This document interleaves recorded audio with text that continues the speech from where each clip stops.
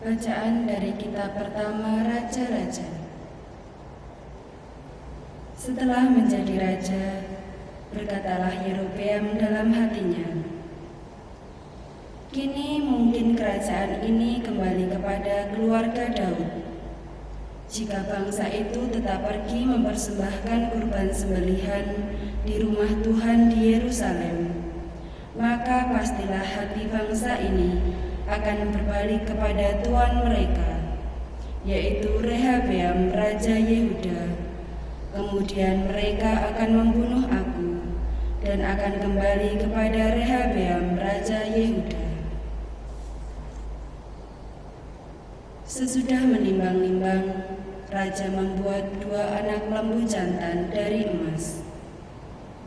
Lalu ia berkata kepada mereka, "Sudah cukup kamu pergi ke Yerusalem. Hai Israel, lihatlah sekarang Allah-Allahmu yang telah menuntun engkau keluar dari tanah Mesir." Lalu ia menaruh lembu yang satu di Betel dan yang lain ditempatkannya di Dan.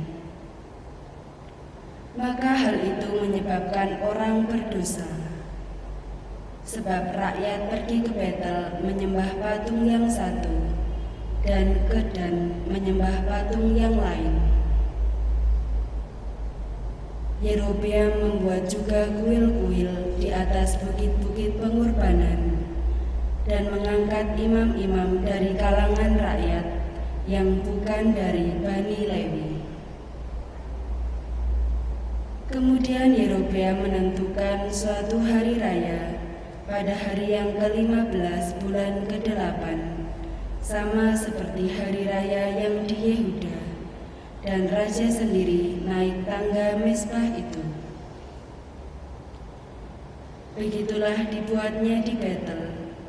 Ia mempersembahkan kurban kepada anak-anak lembu yang telah dibuatnya itu, dan ia menugaskan di Betel imam-imam bukit pengorbanan yang telah diangkatnya. Raja Yerobeam tidak berbalik dari kelakuannya yang jahat itu, tetapi mengangkat pula imam-imam dari kalangan rakyat untuk bukit-bukit pengorbanan.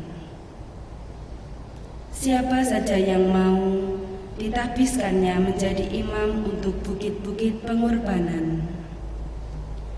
Dan tindakan itu menjadi dosa bagi keluarga Yerobeam, sehingga mereka dilenyapkan dan dipunahkan dari muka bumi.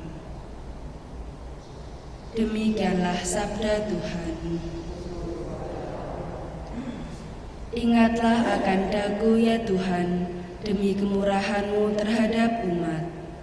Ingatlah akan daku ya Tuhan, demi kemurahan-Mu terhadap umat. Kami dan nenek moyang kami telah berbuat dosa, kami telah bersalah, kami telah berbuat fasik. Nenek moyang kami di Mesir tidak memahami perbuatan-perbuatan-Mu yang ajaib. Ingatlah akan daku ya Tuhan, demi kemurahan-Mu terhadap umat. Mereka membuat anak lembu di Horeb dan sujud menyembah kepada patung tuangan. Mereka menukar yang mulia dengan patung sapi jantan yang makan rumput. Ingatlah akan daku ya Tuhan, demi kemurahan-Mu terhadap umat.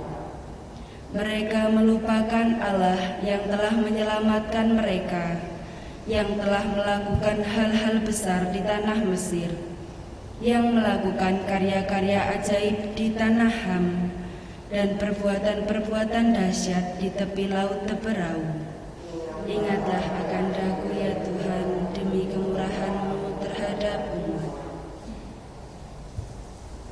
Haleluya, haleluya, haleluya.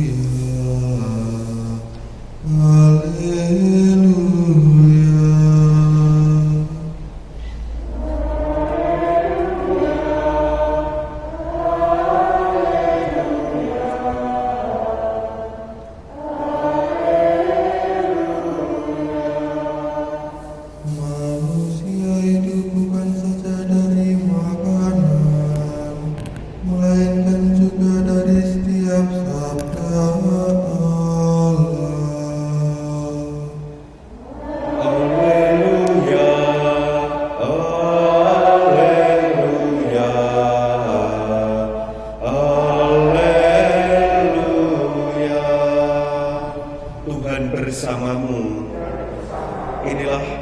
Yesus Kristus menurut Markus. Sekali peristiwa, sejumlah besar orang mengikuti Yesus. Karena mereka tidak mempunyai makanan, Yesus memanggil murid-muridnya dan berkata, "Hatiku tergerak oleh belas kasihan kepada orang banyak ini. Sudah 3 hari mereka mengikuti aku dan mereka tidak mempunyai makanan. Jika mereka kusuruh pulang ke rumahnya dengan lapar, mereka akan rebah di jalan sebab ada yang datang dari jauh." Murid-muridnya menjawab, "Bagaimana di tempat yang sunyi ini orang dapat memberi mereka roti sampai kenyang?" Yesus bertanya kepada mereka, "Berapa roti yang ada padamu?" Jawab mereka, 7. Lalu Yesus menyuruh orang banyak itu duduk di tanah. Sesudah itu Yesus mengambil ke-7 roti itu, mengucap syukur, lalu memecah-mecahkannya dan memberikannya kepada murid-muridnya untuk dibagi-bagikan. Dan mereka memberikannya kepada orang banyak. Mereka mempunyai juga beberapa ikan. Sesudah mengucap berkat atasnya, Yesus menyuruh supaya ikan itu juga dibagi-bagikan. Dan mereka makan sampai kenyang. Kemudian orang mengumpulkan potongan-potongan roti yang sisa sebanyak 7 bakul. Mereka itu ada kira-kira 4.000 orang. Lalu Yesus menyuruh mereka pulang. Akhirnya Yesus segera naik ke perahu dengan murid-muridnya dan bertolak ke daerah Dalmanuta. Demikianlah sabda Tuhan.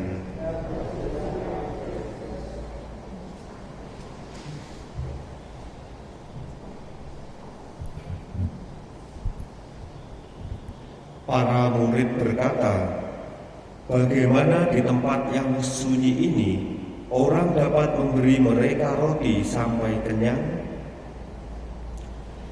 Saudara-saudari yang terkasih, apa yang dikatakan oleh para murid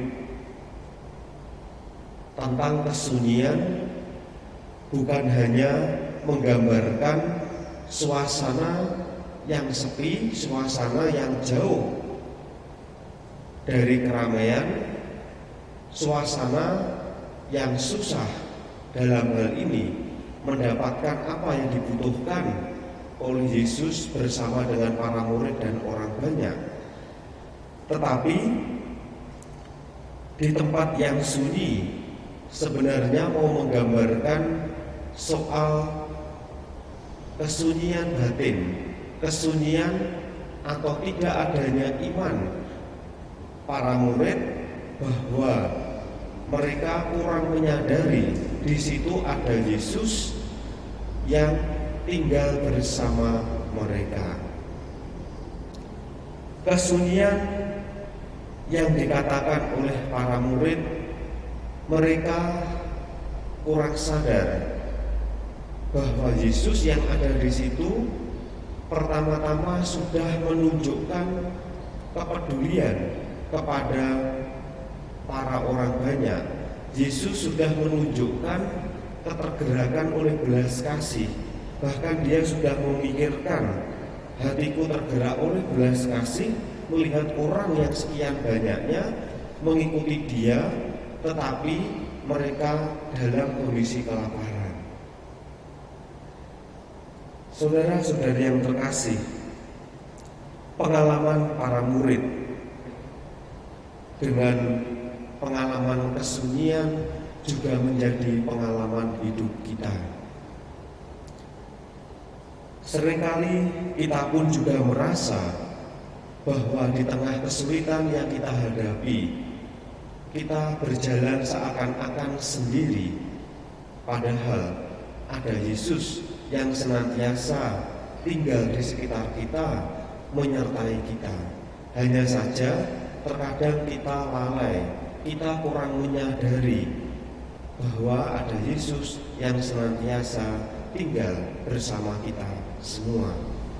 Dan inilah pergulatan iman yang kita hadapi, dan inilah pergulatan iman yang kita alami. Bahwa Tuhan sebenarnya terlebih dahulu sudah menunjukkan kepeduliannya, pertolongannya kepada kita semua. Hanya saja kita masih belum terbuka, kita masih merasa bahwa sendiri di mana Tuhan berada. Padahal yang kita butuhkan adalah soal keterbukaan dan kemauan untuk menyertakan Tuhan. Oleh karena itu, saudara-saudari yang terkasih, di tengah pergulatan dan perjalanan hidup kita sehari-hari, bisa saja kita pun juga mengalami seperti para murid, bahwa di tempat ini sunyi, di tempat ini sepi, tidak ada Yesus, tidak ada Allah sendiri. Kita diajak untuk menyadari bahwa sejatinya Tuhan sudah ada terlebih dahulu bersama dengan kita. Hanya saja apakah kita mau menyadari kehadiran Tuhan itu sejatinya senantiasa dekat dengan kita.